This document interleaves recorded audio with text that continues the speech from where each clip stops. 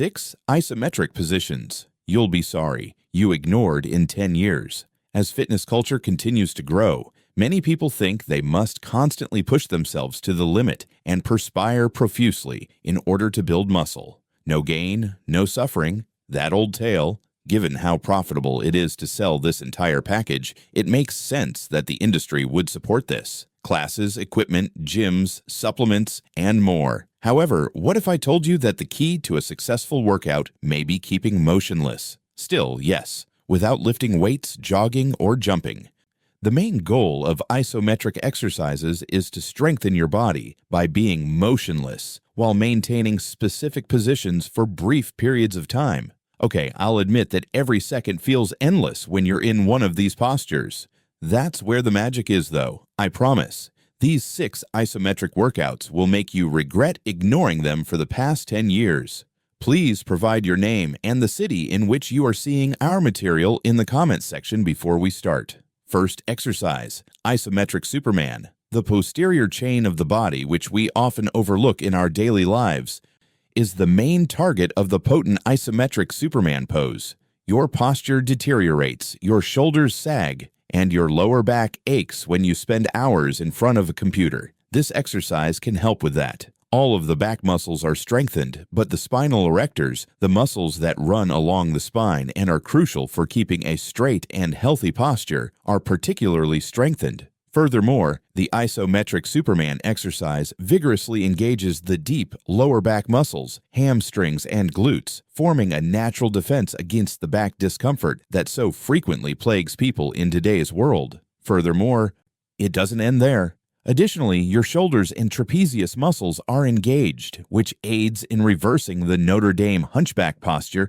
that many of us adopt when slumped over our phones. Proper execution requires lying face down on a cozy mat, as though you were going to take off. Extend your arms in front of you and your legs behind you. The amazing portion is about to begin. Keep your neck in line with your spine and look down rather than forward as you simultaneously raise your arms and legs a few inches off the ground. Your lower chest, hips, and abdomen should be the only parts of your body that touch the floor, forming a smooth line like a sailboat. When you experience a powerful yet manageable contraction across your back, particularly in your lower back, you'll know you're doing it correctly. Attempting to raise your limbs too high as though you intended to touch the ceiling is the most frequent error. This can be detrimental and results in hyperextension of the spine. Recall that the optimal height is only a few inches from the ground, just enough to engage the muscles without putting undue strain on your joints. Forgetting to breathe is another common error.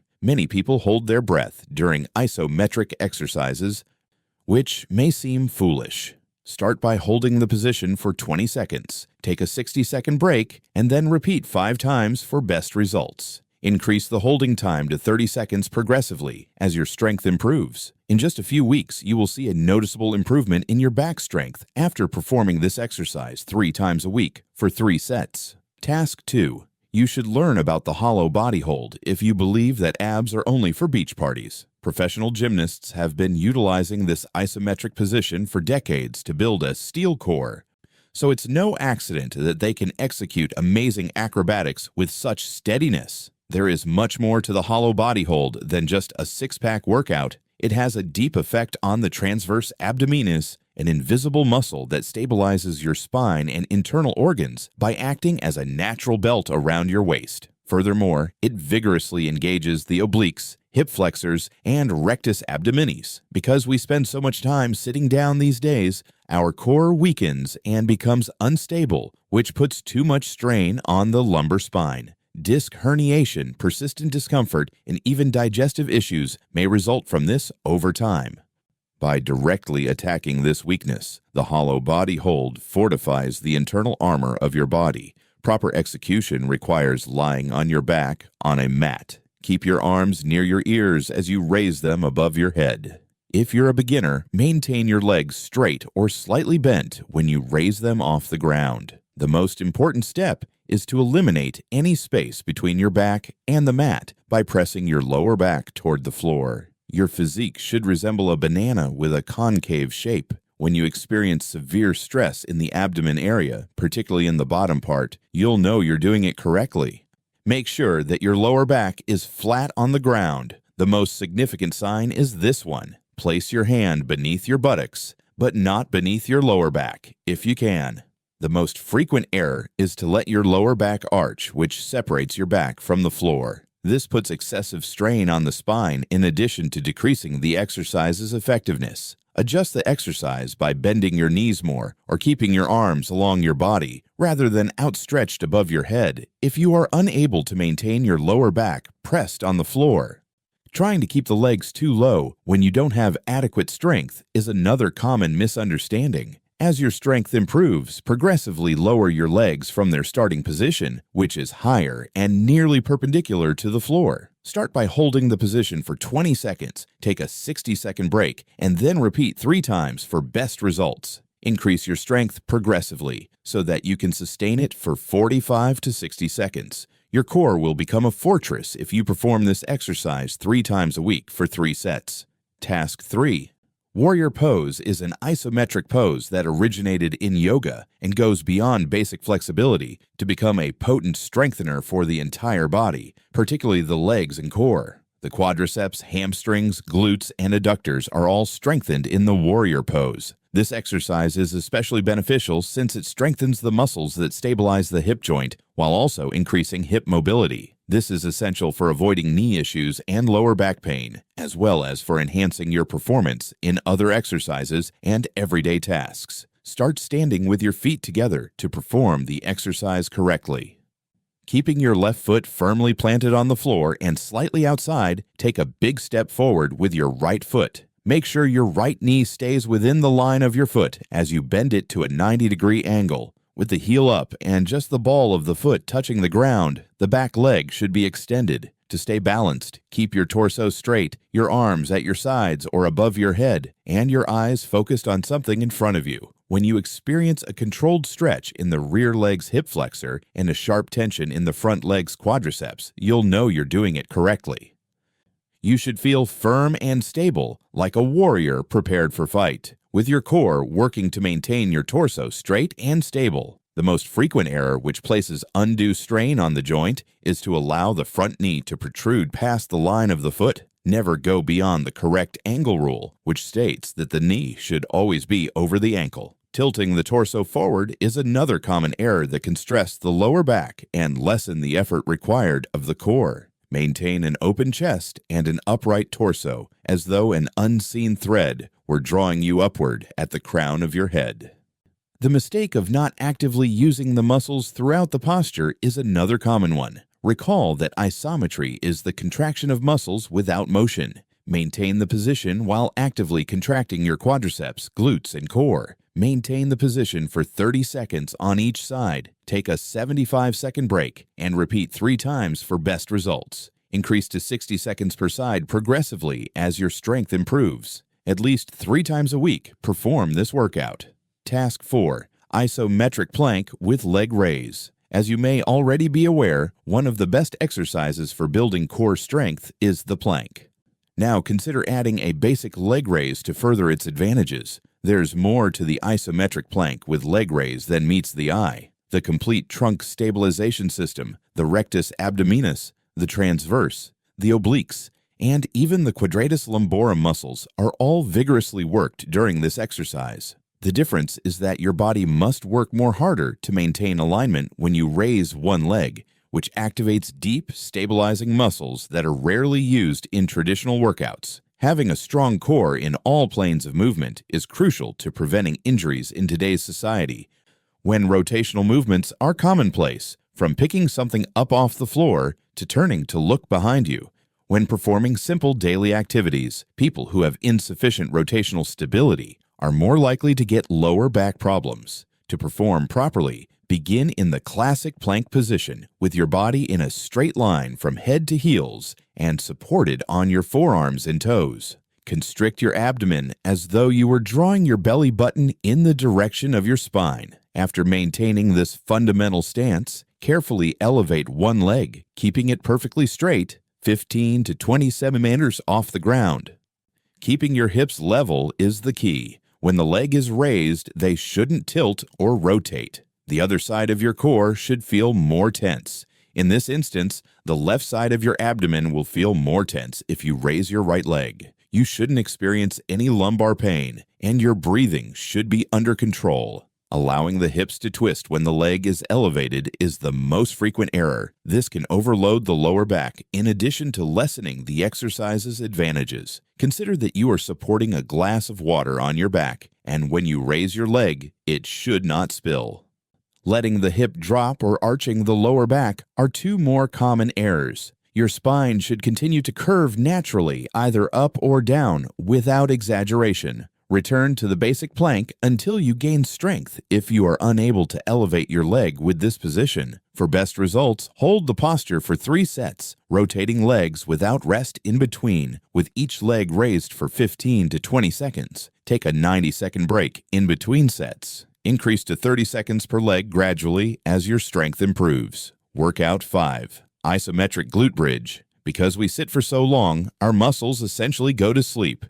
A condition known to experts as dead butt syndrome. In addition to activating the gluteus maximus, medius, and minimus, the isometric glute bridge also vigorously engages the core, hamstrings, and spinal erectors. It's a real multi-joint workout that tones the entire body's posterior chain, which is the area that weakens from prolonged sitting. The ability of the isometric glute bridge to address common postural abnormalities, like anterior pelvic tilt, a condition in which the hip tilts forward, unduly arching the back, is what makes it so attractive. Lying on your back with your feet hip-width apart and your knees bent is the proper way to perform this exercise. Place your arms palms down at your sides. Raise your hips and tighten your glutes until your shoulders and knees are in a straight line. Your body should be shaped like a table or bridge. The key is to maintain the glutes at their highest position while contracting them maximally and consciously. When you feel a strong contraction in your glutes rather than your back, you're doing it correctly. You should feel as though your glutes, not your lower back, are supporting the position, and your shoulders, hips, and knees should all be in a straight line. The head and neck stay firmly on the floor, as do the shoulders and upper back. The most frequent error is to overextend the lower back, which results in an abnormal curvature of the back. This negates the benefits of the exercise and may result in pain by shifting the effort from the glutes to the lumbar area. Another common error is to rely more on the quadriceps than the glutes to hold the position. Avoid this by keeping your feet slightly away from your hips, which encourages the glutes to be recruited rather than the quadriceps, and by concentrating on tightly contracting your glutes throughout the exercise. Pressing your heels toward the floor will help you feel the glute contraction more clearly. Your glutes will begin to activate as soon as you try it. Maintain the bridge for 30 seconds, take a 75-second break, and repeat 4 times for best results. To hold the position for 45 to 60 seconds, progressively improve your strength. You may strengthen your entire posterior chain and awaken your glutes with just a few sets of this exercise, 3 to 4 times a week. The unilateral bridge, which involves extending one leg while maintaining a raised hip, is an intriguing progression. This helps to rectify strength imbalances between the sides of the body, in addition to making the exercise more intense. Workout 6. Sit on the wall. The wall sit recruits the glutes, adductors, and core in addition to working almost every lower body muscle, with a focus on the quadriceps. In addition to strengthening the muscles, it increases muscular endurance, which is the ability to sustain contraction for extended periods of time, and is necessary for daily tasks like walking long distances or climbing stairs. Strengthening the muscles surrounding the knees without causing joint impact is a sometimes overlooked advantage of the wall sit. For those who are in the rehabilitation phase or have joint sensitivity, this makes it perfect. Additionally, it reduces the risk of lower back injuries that are frequently caused by badly executed traditional squats because it is performed with the back supported. It's also most likely the simplest for you to do right. Just place your feet shoulder-width apart and between 30 and 45 centimeters from the wall, with your back fully against the wall. Then, as if you were sitting in an invisible chair, drop your back down and bend your knees until your thighs are parallel to the floor, creating a 90-degree angle at the knees. Maintain your arms at your sides or folded over your chest and keep your knees in line with your ankles. When your quadriceps begin to burn more intensely, you'll know you're doing it correctly. From head to sacrum, your back should be fully supported by the wall. The most frequent error is to remain in a higher position where the challenge is less demanding and not descend sufficiently. Your thighs should be parallel to the floor. Check your alignment with a mirror or have someone else do it for you.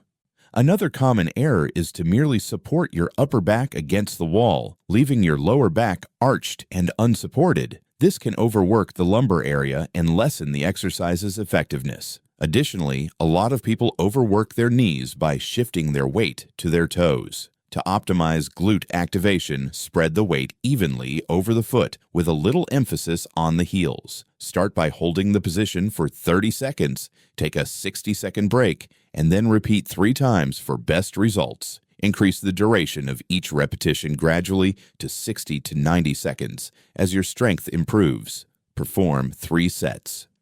Performing the exercise with just one leg while extending the other in front is an intriguing progression, similar to the isometric glute bridge. The activity will become considerably more challenging as a result. Therefore, if you want to give it a try, start with brief intervals of 10 to 15 seconds and work your way up. Holding tiny weights in your hands while keeping the basic stance is another difficult variation. I promise you that if you include the wall sit in your regimen, your lower back and knees will appreciate it in the years to come.